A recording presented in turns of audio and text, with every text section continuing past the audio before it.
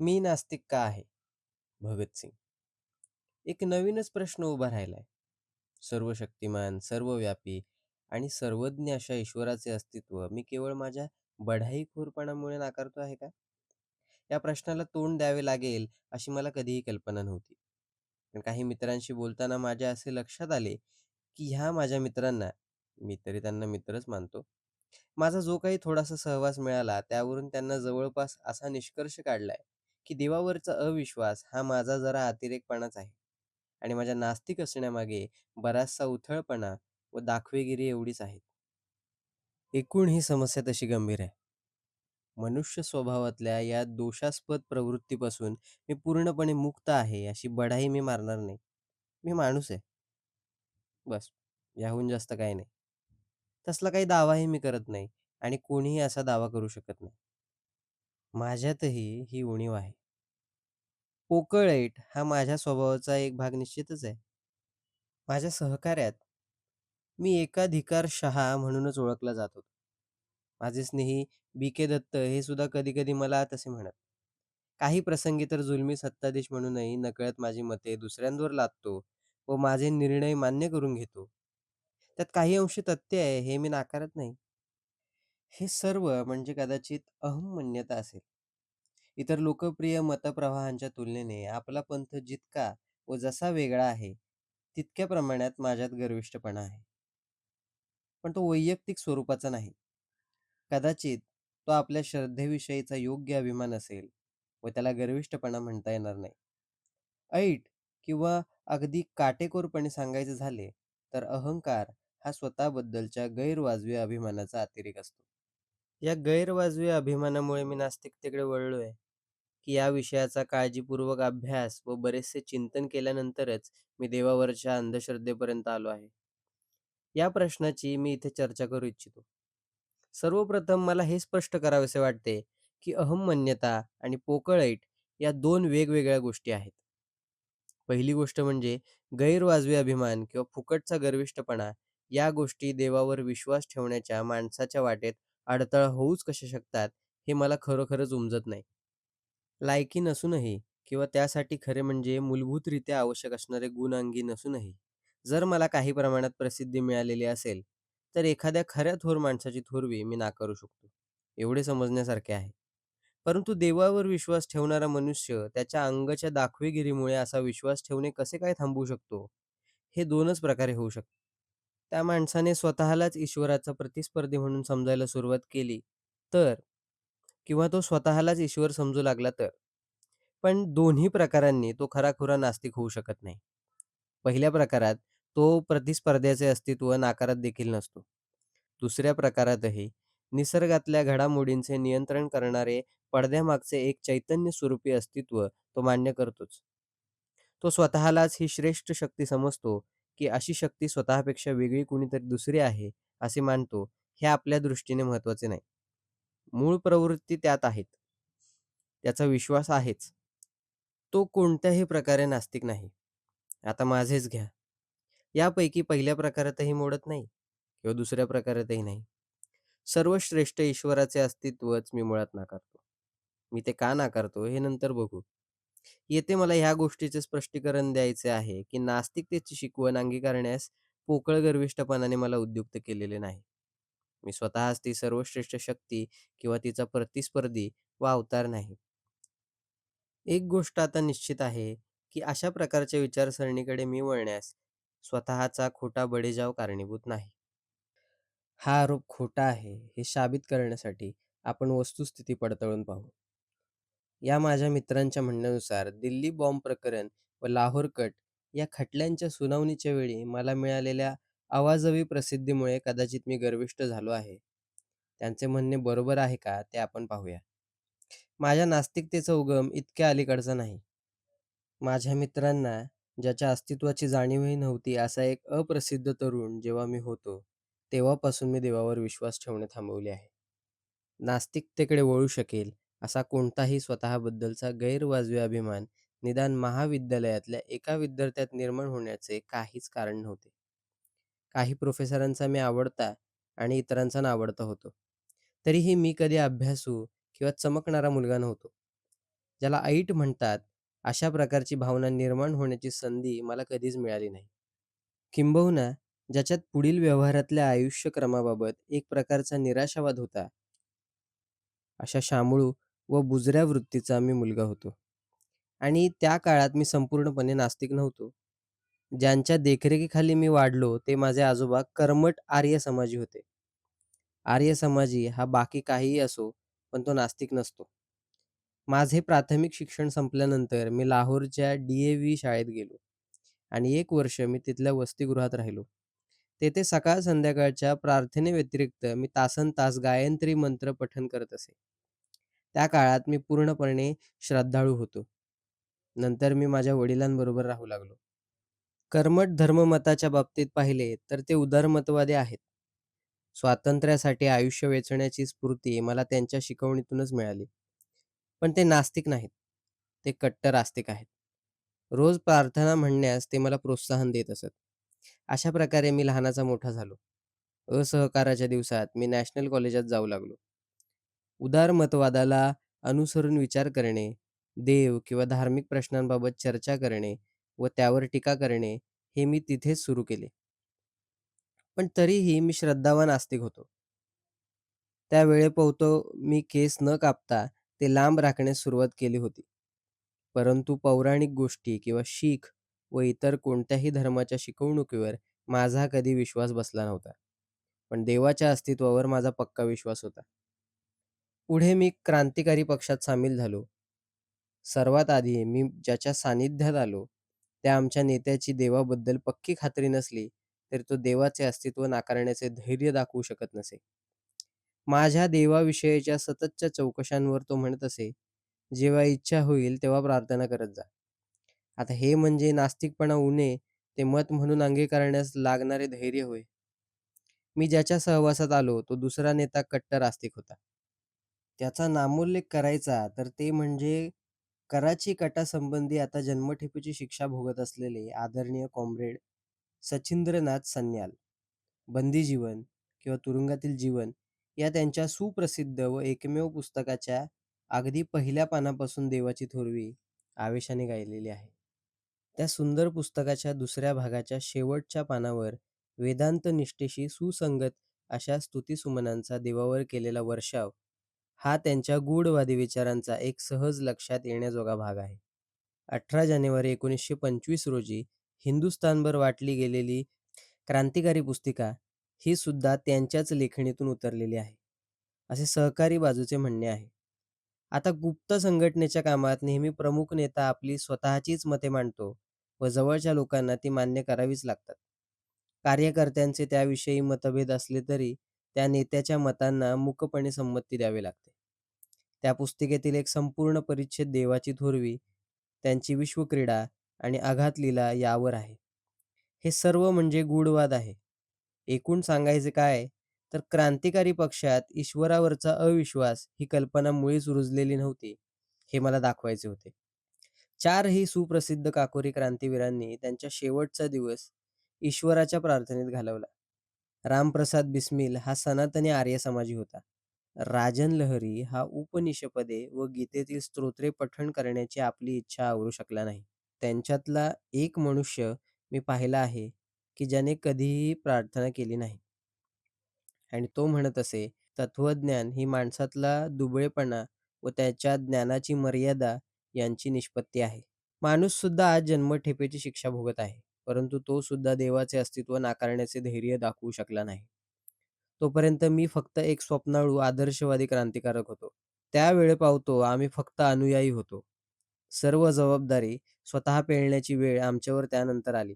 अपरिहार्य अशा दडपशाहीमुळे पक्षाचे अस्तित्वच मुळी काही काळ अशक्य वाटू लागले होते. उत्साही कॉम्रेड्स नव्हे, तर नेतेच आमची हेटाळणी करू लागले. एखाद्या दिवशी आमच्या स्वतःच्या कार्यक्रमाच्या व्यर्थतेची मला सुद्धा खात्री पटणार की काय, अशी भीती काही काळ वाटायची. ती वेळ म्हणजे माझ्या क्रांतिकारक आयुष्यातला निर्णायक क्षण होता. महत्त्वाचे वळण होते. "अभ्यास कर" अशी हाक माझ्या मनाच्या कानाकोपऱ्यात निनादू लागली. प्रतिस्पर्ध्यांनी उपस्थित केलेल्या चर्चेला तोंड देता येणे शक्य व्हावे म्हणून अभ्यास कर. तुझ्या निष्ठेच्या बाजूने युक्तिवाद करण्यासाठी भरभक्कम दारुगोळा जमवण्याकरता अभ्यास कर. मी अभ्यासाला सुरुवात केली. माझ्या सुरुवातीच्या श्रद्धा व ठाम मते यात त्यानंतर ठळक बदल झाले. आमच्या आधीच्या लोकांचा फक्त हिंसक कृतीवर भर होता. स्वप्नाळूपणाची जागा गंभीर विचारांनी घेतली. गूढवाद आणि आंधळी निष्ठा विरून गेली. वास्तववाद ही आमची निष्ठा बनली. अत्यंत आवश्यक असेल तेव्हाच बळाचा वापर करणे योग्य ठरेल व अहिंसा हे लोकचळवळीसाठी अपरिहार्य धोरण ठरले. हे सर्व कार्यपद्धतीविषयी झाले. सर्वात महत्त्वाची गोष्ट म्हणजे ज्या आदर्शासाठी आम्ही लढत होतो, त्याबद्दल आम्हाला स्पष्ट कल्पना आली. त्या काळात प्रत्यक्ष कृतीच्या क्षेत्रात फारसे काम नसल्यामुळे जगातल्या इतर क्रांत्यांमधला आदर्शाचा अभ्यास करायला मला भरपूर वेळ मिळाला. अराजकवादी नेता बाकुनिन याबद्दल मी अभ्यास केला. साम्यवादाचा जनक मार्क्सवाद याच्याबद्दल काही वाचले. स्वतःच्या देशात यशस्वीपणे क्रांती घडवणारा लेनिन, ट्रॉट्स्की व इतर यांच्याबद्दल बरेचसे वाचले. ते सर्व नास्तिक होते. सलग ग्रंथाच्या रूपात लिहिलेले नसले तरी बाकुनिनचे गॉड अँड स्टेट हे पुस्तक म्हणजे या विषयावरचा उद्बोधक अभ्यास आहे. त्यानंतर निर्लभ स्वामीचे कॉमन सेन्स या नावाचे पुस्तक माझ्या पाहण्यात आले. हे पुस्तक फक्त गूढवादी नास्तिकतेच्या प्रकारात मोडणारे आहे. या विषयात मला सर्वात जास्त आस्था वाटू लागली. 1926 सालच्या शेवटी विश्व निर्माण करणाऱ्या, चालवणाऱ्या व त्यांचे नियंत्रण करणाऱ्या अशा सर्व श्रेष्ठ ईश्वराच्या अस्तित्वाच्या सिद्धांताच्या फोलपणाविषयी माझी खात्री झाली. माझी धार्मिक श्रद्धा मी दूर फेकली. मी याबद्दल उघड बोलू लागलो. माझ्या मित्रांशी या विषयावर चर्चा करायला सुरुवात केली. मी नंबर 1चा नास्तिक बनलो. पण त्या सर्वाचा नेमका अर्थ काय याची चर्चा नंतर करू. 1927च्या मेमध्ये मला लाहोर येथे अटक झाली. त्या अटकेने मला आश्चर्याचा धक्का बसला. पोलीस माझ्या मागे आहेत या गोष्टीची मला कल्पना नव्हती. एका बागेतून जाताना अचानकपणे पोलिसांनी घेरल्याचे माझ्या ध्यानात आले. त्या प्रसंगी मी अत्यंत शांत होतो याचे मला स्वतःलाच आश्चर्य वाटले. कसलीही संवेदना किंवा चलबिचल मला जाणवली नाही. मला पोलीस ठाण्यावर नेण्यात आले. दुसऱ्या दिवशी मला रेल्वे पोलीस कोठडीत नेण्यात आले. इथे मला सबंध महिन्याचा काळ कंठायचा होता.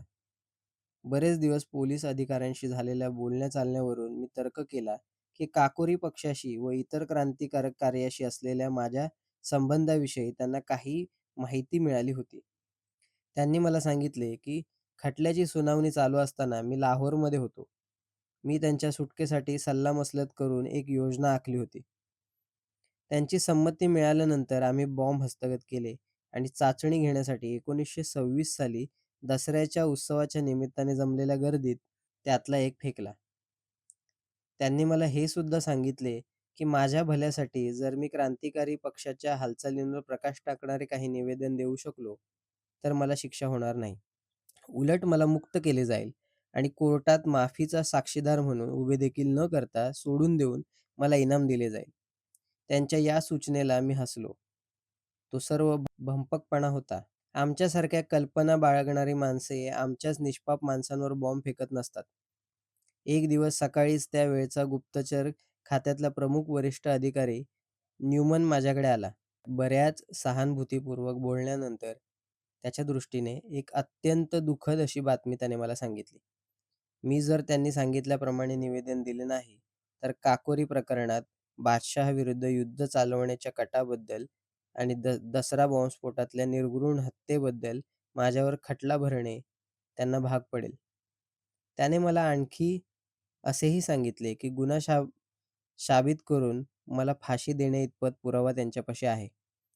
मी जरी निरपराध होतो, तरी तेव्हा माझी खात्री होती की मनात आणले तर पोलीस त्यांना हवे ते करू शकत होते. त्याच दिवसापासून काही पोलीस अधिकारी नियमितपणे 2 वेळा देवाची प्रार्थना करावी म्हणून माझे मन वळवू लागले. मी तर नास्तिक होतो. फक्त स्वास्थ्य व आनंदाच्या काळातच मी नास्तिक असल्याची बढाई मारू शकतो की अशा कठीण प्रसंगी देखील मी माझ्या तत्त्वांना चिटकून राहू शकतो, याची माझ्यापुरती तरी मला कसोटी घ्यायची होती.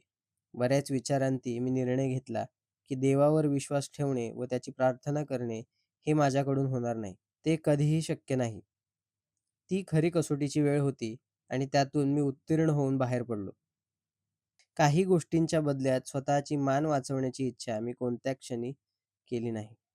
म्हणजे मी कट्टर नास्तिक होतो. आजपर्यंत नास्तिकच राहिलो आहे. त्या कसोटीला उतरणे ही काही साधी गोष्ट नव्हती. श्रद्धा संकटाची व कष्टाची तीव्रता कमी करते. किंबहुना या गोष्टी सुखावह सुद्धा करते. देवावरच्या विश्वासात माणसाला सांत्वन व आधार मिळतो. त्याच्याशिवाय माणसाला स्वतःवरच अवलंबून राहावे लागते. वादळ किंवा तुफानांमध्ये फक्त स्वतःच्या पायावर उभे राहणे ही हा काही पोरखेळ नव्हे. अशा कसोटीच्या क्षणी गर्व जर असेल तर पार वितळून जातो आणि माणूस इतर सर्वसाधारण माणसांच्या श्रद्धांना बेदरकारपणे धुतकारू शकत नाही. आणि जर त्याने असे केलेच, तर आपण असा निष्कर्ष काढला पाहिजे, की त्याच्याकडे केवळ पोकळ डौल नव्हे, तर याहून दुसरी अशी काही शक्ती असली पाहिजे. सध्याची माझी स्थिती ही नेमकी अशीच आहे. मी माझ्या ध्येयासाठी माझ्या प्राणांचा त्याग करत आहे. याखेरीज दुसरे कोणते सांत्वन माझ्याकरता असू शकते? एखाद्या देवावर विश्वास ठेवणारा हिंदू आपण पुढच्या जन्मी राजा म्हणून जन्मावे अशी अपेक्षा करत असेल, एखादा मुसलमान किंवा ख्रिस्ती आपल्या हाल-अपेष्टांचे व त्यागाचे बक्षीस म्हणून स्वर्गात जे ऐश्वर्य भोगायला मिळेल, त्याची स्वप्ने पाहत असेल, पण मी कशाची अपेक्षा करावी? मला चांगली कल्पना आहे, ज्या क्षणी माझ्या मानेभोवती फास आवळला जाईल आणि पायाखालची फळी काढली जाईल, तो शेवटचा क्षण असेल. तो अंतिम क्षण असेल. मी किंवा अगदी काटेकोर आध्यात्मिक भाषेप्रमाणे बोलायचे झाले, तर माझा आत्मा यांचा तेथेच अंत होईल.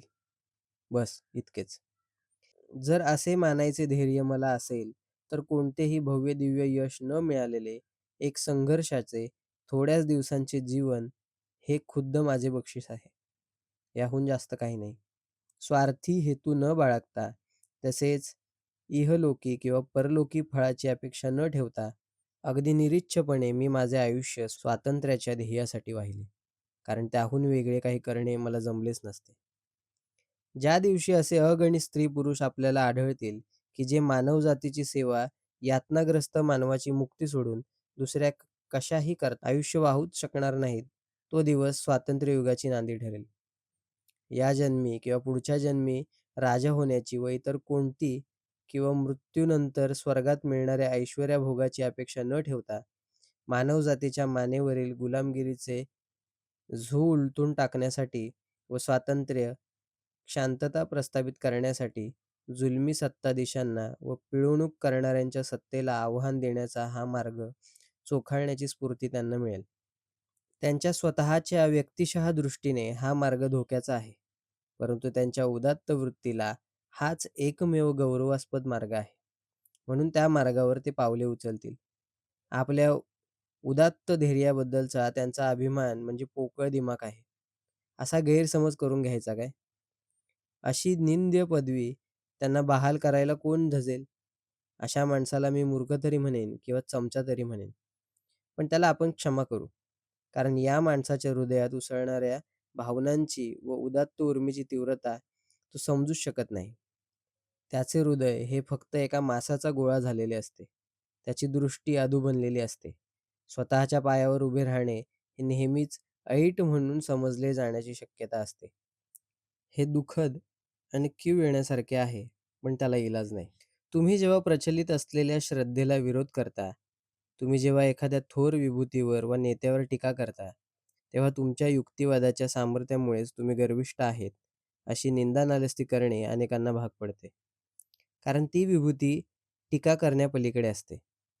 तिचे काहीच कधी चूक असू शकत नाही, असा सर्वसाधारण समज असतो. हे सर्व मनाच्या साचलेपणामुळे असते. टीकात्मक दृष्टी आणि स्वतंत्र विचार करणे ह्या 2 गुणांशिवाय कोणीही खरा क्रांतिकारक होऊ शकत नाही. महात्माजी थोर आहेत, म्हणून त्यांच्यावर कोणी टीका करू नये.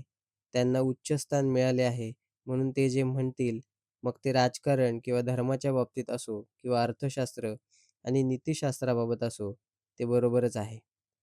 तुम्हाला पटो किंवा न पटो, तुम्ही म्हणायला हवे, "होय, होय, ते सत्य आहे." ही मनोवृत्ती कधीच विकास घडण्याला पोषक असत नाही. किंबहुना ती प्रतिगामी आहे. आपल्या वाडवडिलांनी सर्वश्रेष्ठ ईश्वरावरील श्रद्धा निर्माण करून जोपासून ठेवली आहे. म्हणून जो कोणी या श्रद्धेच्या खरेपणाला आव्हान देईल किंवा त्या सर्वश्रेष्ठ शक्तीच्या अस्तित्वाबद्दल शंका घेईल, तो धर्मभ्रष्ट, नीच गणला जाईल. जर प्रतिवाद करून खोडून न काढता येण्याइतपत त्याचा युक्तिवाद भक्कम असेल आणि ईश्वराच्या कोपाने त्याच्यावर काही आपत्ती कोसळेल अशी धमकी देऊन घाबरवता न येण्याइतपत त्याचे मन खंबीर असेल, तर त्याची गर्विष्ठ म्हणून नालस्ती केली जाते आणि त्याची वृत्ती बडाईखोरीची ठरवली जाते. तर मग या निष्फळ चर्चेत वेळ का दवडायचा? या सर्व गोष्टींसंबंधित वादविवाद का करायचा? हा प्रश्न सर्वसामान्य जनतेपुढे प्रथमच आज उपस्थित झाला आहे आणि प्रथमच इतक्या सडेतोडपणे हाताळला जात आहे. म्हणून ही दीर्घ चर्चा आवश्यक आहे. पहिल्या प्रश्नाचा विचार करता मला वाटते, की पोकळ ऐटीमुळे मी नास्तिकतेकडे वळलो नाही, हे मी स्पष्ट केले आहे. माझा युक्तिवाद पटणारा आहे किंवा नाही, हे वाचकांनी ठरवायचे आहे, मी नव्हे. मला ठाऊक आहे, की सध्याच्या माझ्या परिस्थितीत माझी जर देवावर श्रद्धा असती, तर माझे आयुष्य सुसह्य झाले असते. माझ्या मनावरचा भार कमी झाला असता. उलट देवावर विश्वास नसल्याने परिस्थिती जास्त बिकट, रुक्ष आणि असह्य झाली आहे. थोड्याशा गूढ वादाच्या स्पर्शाने ती काव्यमय झाली असती, पण माझ्या प्राक्तनाला सामोरे जाताना अशा प्रकारच्या कोणत्याही मादक कैफाची मदत मला नको आहे. मी वास्तववादी आहे. बुद्धीच्या जोरावर मला माझ्यातल्या नैसर्गिक प्रवृत्तीवर मात करायची आहे. हे करण्यात मला नेहमीच यश मिळाले आहे असे नाही. पण प्रयत्न करणे, धडपडणे हे माणसांचे कर्तव्य आहे. यश हे योगायोगावर व आजूबाजूची परिस्थिती यावर अवलंबून असते.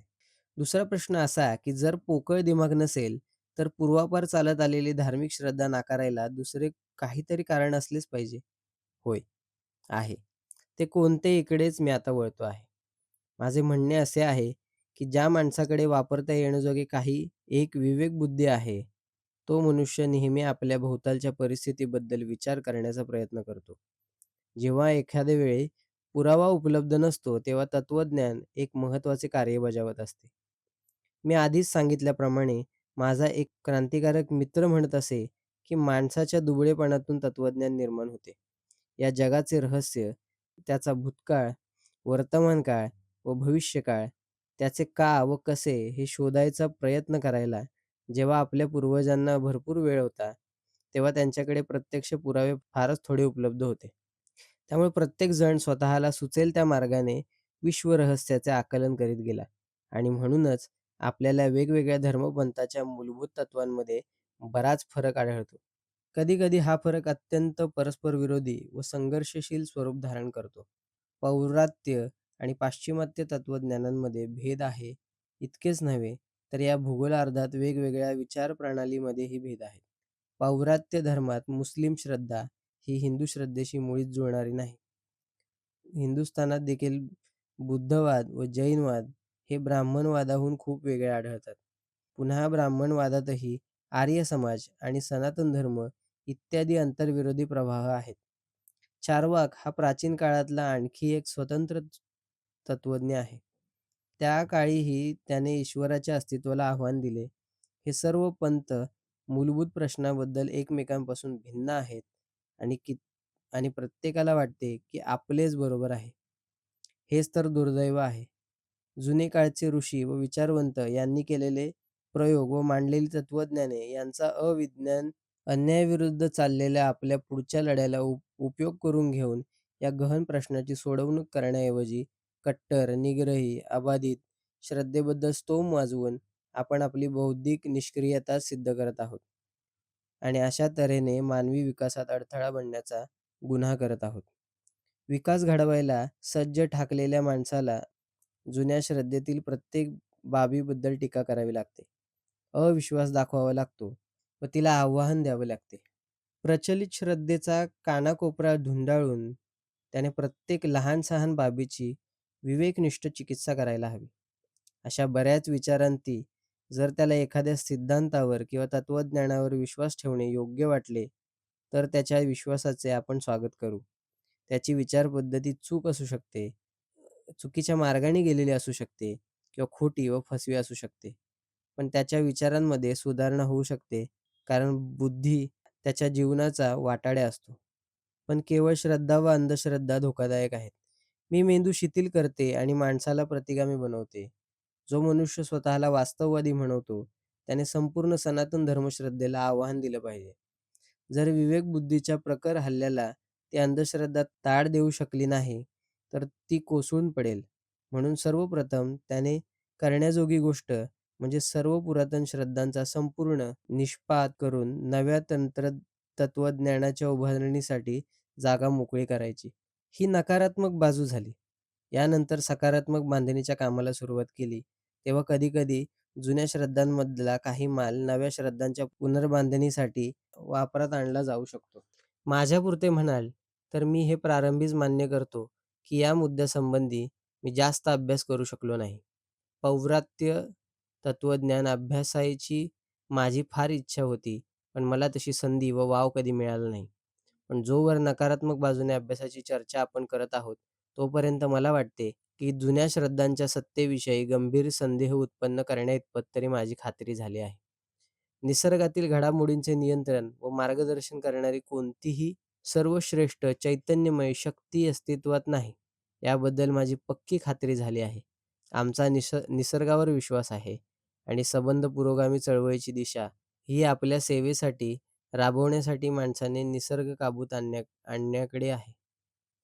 या सर्व सृष्टीला चालवणारी एखादी चैतन्यमय शक्ती तिच्यामागे नाही. हे आमचे तत्त्वज्ञान आहे. धर्मश्रद्धेला सत्तेबद्दल आस्तिक लोकांना आम्ही काही प्रश्न विचारतो. तुमच्या श्रद्धेनुसार जर ही पृथ्वी किंवा हे विश्व त्या सर्वव्यापी, सर्वज्ञ, सर्वशक्तिमान अशा विधात्याने निर्माण केले असेल, तर त्याने मुळात हे सर्व का निर्माण केले, हे मला कृपया सांगाल काय? दैन्य आणि यातनांनी भरलेले हे जग, लाखो शोकांतिकांची ही सतत बदलती पण चिरंतन गुंफण, ज्यात एकही प्राणी मात्र सर्वार्थाने समाधानी नाही, हे सर्व त्याने का निर्माण केले? कृपा करून हाच त्याचा कायदा आहे, असे म्हणू नका. जर तो नियमांनी व कायद्यांनी बांधलेला असेल, तर तो सर्वशक्तिमान नाही. तो आपल्यासारखाच गुलाम आहे. कृपा करून ही त्याची आनंद क्रीडा आहे, असे म्हणू नका. नीरोने एक रोम जाळले. त्याने तशी अगदी थोडी माणसे मारली. त्याने फारच थोड्या शोकांतिका निर्माण केल्या आणि हे सर्व केले ते निव्वळ त्याच्या आनंदभोगासाठी. आणि इतिहासात त्याचे स्थान काय आहे? इतिहासकार त्याचा कोणत्या नावाने उल्लेख करतात? सगळ्या जहरी विशेषणांचा त्याच्यावर वर्षाव होत असतो. जुलमी, हृदयशून्य, विकृत व दुष्ट नीरोचा निषेध करून त्याची निंदा करणाऱ्या लिखाणाने पानेच्या पाने भरली. स्वतःच्या सुखासाठी एका चेंगीज खानाने हजारोंचे प्राण घेतले, तर आज आपण त्याच्या नावाचा देखील तिरस्कार करतो. तर मग प्रत्येक दिवशी, प्रत्येक घटकेला, प्रत्येक क्षणाला असंख्य शोकांतिका घडवत आलेल्या व अजूनही घडत असलेल्या तुमच्या अनादि अंत निरोचे, ईश्वराचे समर्थन तुम्ही कसे करणार आहात? प्रत्येक क्षणी चेंगीज खानालाही मागे टाकणाऱ्या त्याच्या दुष्कृत्यांचा तुम्ही कसा काय पाठपुरावा करणार आहेत? खरोखरच नरक असणाऱ्या, सततचा कटू असंतोष नांदणाऱ्या या जगाला त्याने निर्माणच का केले? मी विचारतो. त्याच्याकडे तसे सामर्थ्य होते, तर परमेश्वराने मानवाला निर्माणच का केले? या सर्वाचे समर्थन काय? तुम्ही असे म्हणणार आहात का, या यातना भोगणाऱ्या निष्पाप माणसांना पुढे बक्षीस देण्यासाठी आणि पापी लोकांना पुढे शिक्षा करण्यासाठी त्याने हे सर्व निर्माण केले? वाह! एखाद्या माणसाने नंतर एक मुलायम, सुखकारक मलम चोळण्यासाठी जर तुमच्या अंगाला जखमा केल्या, तर तुम्ही त्याचे कोटवर समर्थन करणार आहात. भुकेल्या, चवताळलेल्या सिंहापुढे माणसे फेकायची आणि हिंस्र पशूच्या करवी मृत्यूतून जर ते वाचलेच, तर त्याची काळजी घ्यायची व शुश्रूषा करायची. हे खेळ रोममध्ये ग्लॅडिएटर या प्रथेमध्ये होत असत. अशी संस्था स्थापन करणाऱ्या व त्यांना पाठिंबा देणाऱ्या लोकांचे हे कृत्य कितपत योग्य होते? आणि म्हणून मी विचारतो, त्या जाणत्या विधात्याने हे जग आणि त्यातला मानव का निर्माण केला? स्वतःचे सुख मिळवायला? तर मग नीरो आणि यात काय फरक आहे? मुसलमान आणि ख्रिस्ती बांधवांनो, हिंदू तत्त्वज्ञान हे आणखी काही ना काही कारणे पुढे करतच राहील. मी तुम्हाला असे विचारतो, की वरील प्रश्नाला तुमचे उत्तर काय? तुम्ही पूर्वजन्मावर विश्वास ठेवत नाही. यातना भोगणाऱ्या निष्पाप माणसाच्या पूर्वसंचित पापांचे कारण तुम्ही पुढे करू शकणार नाही. मी असे विचारतो, की शब्दातून जग साकार करायला 6 दिवसांचा हा खटाटोप त्या सर्वशक्तिमान ईश्वराने का केला? आणि वर सर्व काही ठीक आहे, असे तो का म्हणाला? त्या विधात्याला आज बोलवा. मागील इतिहास त्याला दाखवा. वर्तमान परिस्थितीविषयी त्याला विचार करू दे आणि मग पाहूया, सर्व काही ठीक आहे, असे म्हणायचे धाडस त्याला होते का? कैदखान्यातील कोठड्या, झोपडपट्ट्यात उपाशीपोटी झिजत पडलेले लाखो जीव, भांडवलशाही रक्तपिपासूंकडून त्यांच्या रक्तशोषणाची क्रिया धीमेपणाने म्हणा, उदासीनतेने न्याहाळत राहणारे, पिळले जाणारे कामगार पाहून साधे तारतम्य असलेल्या कोणीही माणसाच्या अंगावर शहारे येतील. अशा प्रकारे होत असलेल्या मानवी शक्तीचा अपव्यय गरजू श्रमिक लोकांना वाटण्याऐवजी समुद्रात फेकून दिले जाणारे जास्तीचे उत्पादन आणि मानवी हाडांनी भरल्या पायावर उभे असलेले राजवाडे हे सर्व पाहू दे आणि मग म्हणू दे सर्व काही ठीक आहे. का आणि कशासाठी? हा माझा प्रश्न आहे. तुम्ही गप्प आहात? ठीक आहे, मी पुढे जातो. तुम्ही हिंदूंनो, तुम्ही मानता की या जन्मी कष्ट सोसणारे हे मागच्या जन्मी पाप केलेल्यांच्या कोटीतले आहेत. ठीक. तुम्ही म्हणता की या जन्मी जुलूम करणारे हे त्यांच्या पूर्वजन्मात महात्मे होते, म्हणून ते आज सत्तासुख उपभोगत आहेत. मला हे कबूल आहे की तुमचे पूर्वज फार धूर्त होते. विवेकनिष्ठ विचार करण्याचे व देवाधर्मावरील अविश्वासासंबंधी चालणारे सर्व प्रयत्न हाणून पाडण्यासाठी त्यांनी भक्कम शस्त्रे घडवण्याचा प्रयास केला. पण आत्ताच्या त्यांच्या उच्च जन्माचे हे कारण कितपत टिकाव धरू शकते, याचे आपण परीक्षण करूया.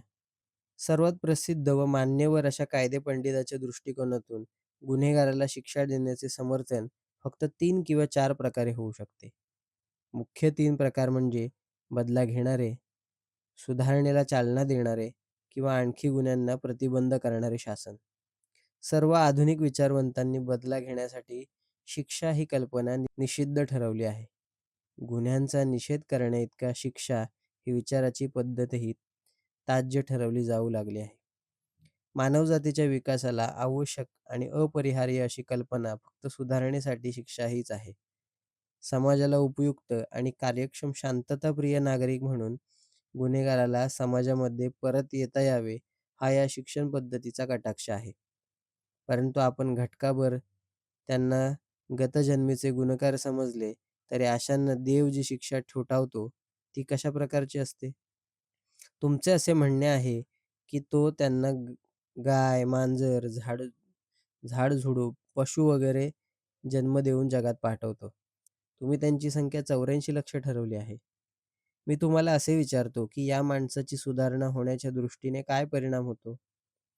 पाप केल्यामुळे पूर्वीच्या जन्मी गाढव म्हणून जन्मलो होतो, म्हणून आता मी नीट वागतो, असे सांगणारी किती माणसे तुम्हाला भेटली आहेत? एकही नाही. तुमच्या पुराणातले दाखले देऊ नका. तुमच्या पुराणकथांचा परामर्श घ्यायला मला आता सवड नाही. ही शिक्षा आहे. आणखी जास्त गुन्हे करण्यास प्रवृत्त करेल, नवे भाग पाडेल.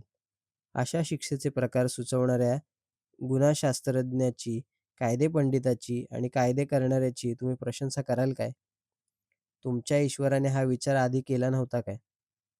की त्यालाही अनुभवातून हे शिकायचे होते?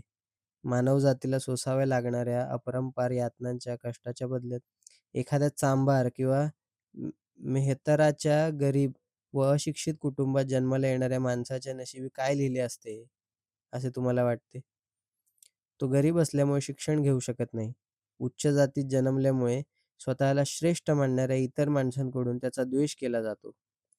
त्याला दूर ठेवले जाते. त्याच्या नशिबी आलेले अज्ञान, गरिबी आणि त्याला मिळणारी अपमानाची वागणूक यामुळे त्याच्या मनात समाजाविषयी कटुता निर्माण होते. समजा त्याने एखादे पाप केले, तर त्याचे प्रायश्चित्त कुणाला भोगावे लागते? देवाला, त्याला स्वतःला, की समाजातल्या प्रतिष्ठितांना, सुशिक्षितांना? मगरूर व अहंकारी ब्राह्मणांकडून जाणीवपूर्वक ज्यांना अज्ञानी ठेवण्यात आले, तुमच्या पवित्र वेदग्रंथातील थोडीशी देखील वाक्य कानावर पडली म्हणून ज्यांना कानात वितळलेले शिसे ओतून घेण्याची शिक्षा मिळत असे, अशा माणसांना मिळणाऱ्या शिक्षेचे काय? त्यांनी जर गुन्हा केला असेल, तर त्यासाठी कोणाला जबाबदार धरले जावे आणि कोणी त्याचे दुष्परिणाम सहन करावे? माझ्या प्रिय मित्रांनो, हे सिद्धांत म्हणजे मूठभर प्रस्थापित लोकांनी शोधलेल्या युक्त्या आहेत. या सिद्धांताच्या आधारे त्यांनी बळकावलेल्या सत्तेचे, संपत्तीचे व श्रेष्ठत्वाचे हे समर्थन करतात. होय, बहुधा अपटन सिन्क्लेअरने कुठेतरी असे लिहिले आहे, की माणसाला फक्त अमरत्वावर विश्वास ठेवायला लावा आणि मग त्याची संपत्ती व मालमत्ता खुश लबाडा. कदाचित अजिबात कुरकुर न करता तो त्यामधले तुम्हाला मदतही करील. धर्मोपदेशक आणि सत्ताधारी यांच्यातल्या युतीमुळेच तुरुंग, वधस्तंभ, दंडुका आणि हे धार्मिक विचार जन्माला आलेले आहेत. मी तुम्हाला असे विचारतो, की जेव्हा एखादा माणूस पाप किंवा गुन्हा करतो, तेव्हा अशा माणसाला तुमचा जो सर्वशक्तिमान ईश्वर परावृत्त का करत नाही? असे करणे त्याला सहज शक्य आहे. युद्ध पेटवणाऱ्या सत्ताधीशांना त्याने का ठार मारले नाही? किंवा त्यांच्यातील युद्धाची उर्मी का गाडली नाही? महायुद्धाने मानवजातीवर कोसळणारी आपत्ती त्याला अशा प्रकारे टाळता आली असती. हिंदुस्थानला स्वतंत्र करण्याची भावना तो ब्रिटिशांच्या मनात का निर्माण करून टाकत नाही? उत्पादनाच्या साधनांवरचा आपला वैयक्तिक मालकी हक्क सोडावा, अशी उत्साही परोपकारी भावना तो सगळ्या भांडवलदारांच्या मनात का रुजवत नाही? अशा मार्गाने सर्व श्रमिक जनतेचीच नव्हे, तर संपूर्ण मानवी समाजाची भांडवलशाहीच्या दास्यातून मुक्तता तो का करत नाही? समाजवादी सिद्धांताच्या व्यवहार्यतेविषयी तुम्हाला चिकित्सा करायची आहे ना? तो प्रत्यक्षात उतरवण्याचे काम मी तुमच्या परमेश्वरावरच सोपवतो. सर्वसाधारण लोककल्याण हा समाजवादाचा लाभ आहे, असे लोक मान्य करतात. पण तो व्यवहार्य आहे, या सबबीखाली त्याला विरोध करतात. मग परमेश्वरालाच मध्यस्थी करू दे आणि व्यवस्थितपणे रचना करू दे.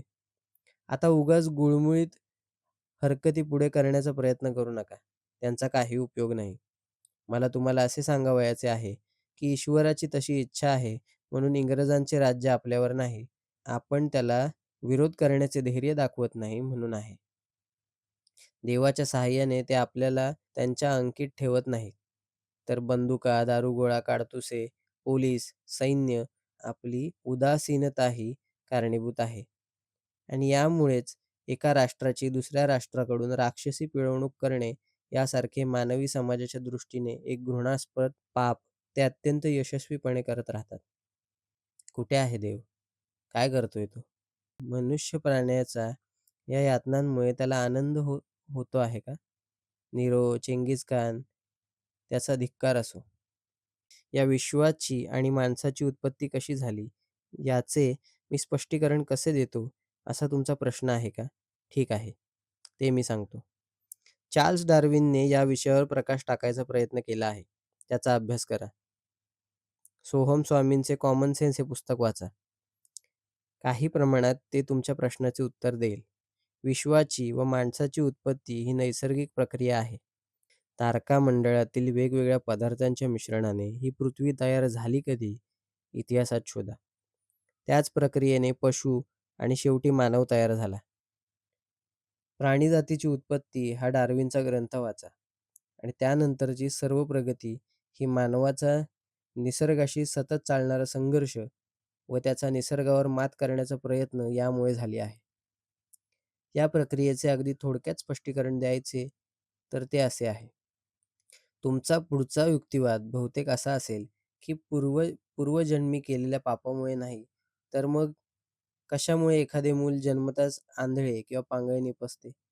जीवशास्त्रज्ञांनी या प्रश्नाचे स्पष्टीकरण असे दिले आहे, की ती जीवशास्त्रीय अशी घडामोड आहे. आपल्या अपत्याच्या जन्मापूर्वीच त्याला अपंग करण्याची पूर्व जबाबदारी सुजाण किंवा अज्ञानी असणाऱ्या त्याच्या आईबापावरच असते, असे या जीवशास्त्रज्ञांचे म्हणणे आहे. बालिश असला तरी तुम्ही आणखी एक प्रश्न अर्थातच मला विचारणार. जर देव अस्तित्वात नाही, तर त्याच्यावर विश्वास ठेवण्यास लोकांनी सुरुवात तरी कशी केली? याला माझे स्पष्ट आणि थोडक्यात उत्तर असे आहे. जसा ते भूतपिशाच्यावर विश्वास ठेवायला लागले, तसेच हे सुद्धा आहे. फरक इतकाच, की ईश्वरावरची श्रद्धा ही सर्वसामान्य पातळीवरची असते आणि त्यासंबंधीचे तत्त्वज्ञानही चांगले प्रगत असते. लोकांना आपले गुलाम ठेवण्यासाठी पिळवणूक करणारे धूर्त लोकांना सर्वश्रेष्ठ परमेश्वराच्या अस्तित्वाची शिकवण देतात आणि मग आपल्या विशेष अधिकारयुक्त स्थानाला त्यांच्याकडून पावित्र्य व मान्यता प्राप्त करून घेतात आणि यातच धर्माचा उगम आहे, असे काही जहाल मतवाद्यांचे मत आहे. पण ते मला मान्य नाही. जरी सर्व श्रद्धा, धर्म, पंथ आणि इतर अशा संस्था यापुढे जुलमी व पिळवणूक करणाऱ्या संस्था, व्यक्ती व वर्ग यांना पाठिंबा देणाऱ्या बनल्या आहेत, या जहालांच्या मुद्द्याशी मी सहमत आहे. राजाविरुद्ध बंड करणे हे प्रत्येक धर्माने पापच मानले आहे.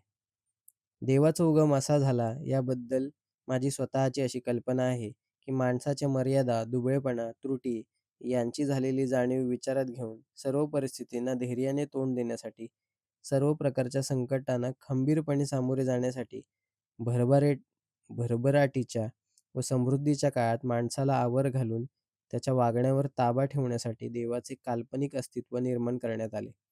स्वतःचे खास असे नियम व आईबापांची उदार सहृदयता या दोहोंनी परिपूर्ण अशा देवाची कल्पना जास्त तपशीलवारपणे पुढे रंगवली गेली. माणूस समाजाला विघातक ठरू नये यासाठी प्रतिबंधक उपाय म्हणून देवाचा उपयोग व्हावा या हेतूने देवी कोप व देवी नियम या कल्पना मांडल्या गेल्या. देवाची दयाळू व वात्सल्य वर्णिल्याने तो पिता, माता, भगिनी, बंधू, मित्र, मदतनीस अशा रूपात उपयोगी पडू लागला. विश्वासघात झाल्यामुळे किंवा सर्व आप्तस्वकीयांनी दूर केल्यामुळे मनुष्य जेव्हा अत्यंत निराश अवस्थेत असेल, तेव्हा आपल्या मदतीला व आधार द्यायला आपला एक सच्चा आप्त अजूनही आहे आणि तो विधाता आहे, सर्वशक्तिमान आहे. या कल्पनेमध्ये त्याला आधार मिळतो आणि आदिमानवाच्या काळात ही गोष्ट खरोखरच उपयोगी होती. नैराश्यामध्ये ईश्वराच्या संकल्पनेचे फार सहाय्य आहे. मूर्तिपूजा, धर्माच्या कोत्या समजुती व गोष्टींबरोबरच ईश्वराच्या या श्रद्धेविरुद्धही समाजाने लढा द्यायला हवा. तसेच मनुष्य जेव्हा स्वतःच्या पायावर उभे राहून वास्तववादी बनू पाहतो, तेव्हा त्याने श्रद्धा दूर फेकायला हवी व परिस्थितीमुळे तो कोणत्याही निराशेत किंवा संकटात सापडला, तरी त्या सर्वाचा समर्थपणे मुकाबला करण्याचा पुरुषार्थ दाखवायला हवा. माझी अवस्था नेमकी अशीच आहे. मित्रांनो, हा माझा पोकळ दिमाग नव्हे. नास्तिक बनवणाऱ्या या माझ्या विचारपद्धतीमुळे मी नास्तिक बनलो आहे. अशा माणसाच्या दृष्टीने पाहिले तर दैनंदिन पूजा व ईश्वरावरची श्रद्धा या सर्वात स्वार्थी आणि स्वतःला काळिमा फासणाऱ्या गोष्टी आहेत असे मी मानतो. मला ठाऊक नाही की देवावरची श्रद्धा आणि प्रार्थना याची माझ्या बाबतीत काही मदत होईल, की त्यांच्यामुळे माझी अवस्था आहे त्यापेक्षा बिकट होईल. सर्व प्रकारच्या संकटांना धैर्याने तोंड देणाऱ्या नास्तिकांबद्दल मी वाचले आहे आणि त्याप्रमाणेच शेवटपर्यंत म्हणजे अगदी वधस्तंभापर्यंत ताठ मान ठेवून ठाम उभे राहणाऱ्या माणसासारखे वागण्याचा मी प्रयत्न करतो आहे. मी यातून कसा काय पार पडतो ते पाहूया. माझ्या एका मित्राने मला प्रार्थना करायला सांगितले. मी जेव्हा माझ्या नास्तिकतेविषयी त्याला सांगितले, तेव्हा तो म्हणाला, "तुझ्या अखेरच्या दिवसात तू देवावर विश्वास ठेवू लागशील." मी म्हणालो, "नाही, महाशय, असे कधीच होणार नाही. असे करणे म्हणजे तोंडाला काळिमा फासणारे आणि मनोधैर्य खचणारे कृत्य आहे, असे मी समजेन. स्वार्थी हेतूंसाठी मी प्रार्थना करणार नाही." वाचक आणि मित्र हो, याला तुम्ही पोकळ ऐट म्हणाल काय? तशी जर ती असेल, तर मला तिचा अभिमान आहे.